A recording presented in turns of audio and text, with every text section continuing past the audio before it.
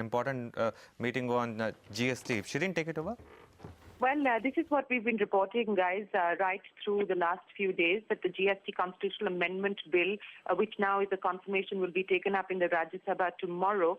We understand that the government is likely to move 4 or 5 key amendments, and those 4 or 5 key amendments will, of course, pertain to one, dropping of that 1% manufacturing tax. We also understand now from our sources that some amendments will be moved related to the Consolidated Fund of India. Also, there will be amendments to Clause 19, which will say that states will be guaranteed. Even as of now, the wording has not been satisfactory to states, because while the government has changed the wording to say states shall be given compensation, it says up to 5 years, but state governments are absolutely clear that they want that wording changed to say shall be given for a period of 5 years. So there is likely to be another amendment that will be moved as far as Clause 19 is concerned. These are some of the key amendments. Let's go across now to the senior parliamentary leader for the TMC, Derek O'Brien. He was also a member of the parliamentary panel on the GST. Derek, we understand that crucial amendments will be moved by the government when it tables the bill on the GST constitutional amendment tomorrow. Can you start by taking us through Clause 19, which ensures compensation for states? Yeah, but before that, Shereen, good morning. Yeah, we've just received this, in fact, Clause 1, Clause 9, Clause 18, moved by the Finance Minister. I don't think we have any issues on that. Clause 1, 9, 18. On Clause 19, yes, it was broadly agreed that the word Parliament may, by law, will be changed to Parliament shall. That has been done. That part has been done. But the second part, which says that the states will be compensated up to a period of 5 years, the general agreement was that it wouldn't be up to a period. The sense it would be for a period of 5 years.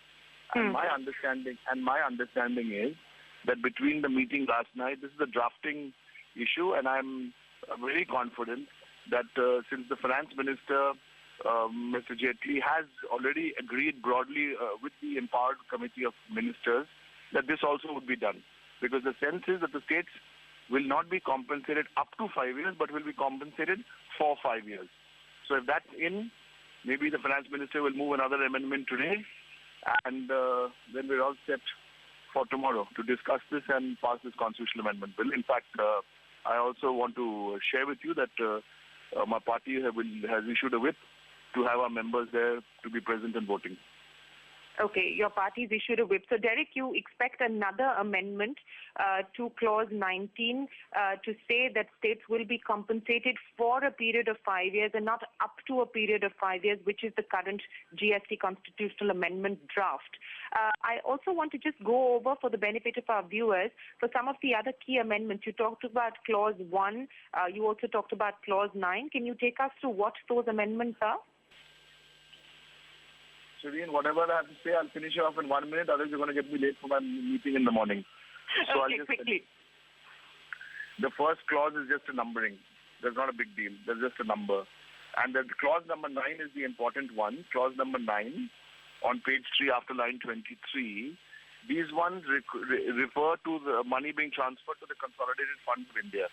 What will be kept with the states and what will be kept with the centre. Here again, there is broad agreement and between what will be with the states and what will be with the centre. So the money which is going into the Consolidated Fund of India, this is deals under Clause 9. That part has been taken care of, and there are 5 amendments there, which the Finance Minister has moved, and I would believe that no one should have any problem with these 5 amendments. There is a Clause 18. There is line 7 to 31 is being deleted. I don't think anyone has any problem with that. So now the only little thing left, not little, it's quite important, that is Clause 19. I'm expecting the Finance Minister, expecting, and that he'll make this amendment today, and so this bill can come tomorrow. But yes, very quickly, before I let you go, we were given to... Yeah. This is only the constitutional amendment bill. Then there is the other bill. On that bill, there are some issues about 1.5 crores and all that, but that will come later. After this bill goes to the state legislatures for ratification, it will come back. We'll deal with that in winter. Yes, that we understand that is to do with the GST law and that will be dealt in the winter session. But Derek, very quickly, we were given to understand that there was a resolution adopted by the state finance ministers on the guiding principles for the rate. Has that found any mention in the GST constitutional amendment bill? Is there any reference to that at all? I don't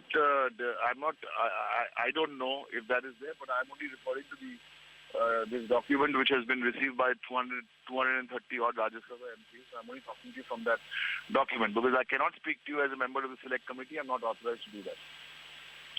Sure. All right, Derek. Thanks very much for joining us.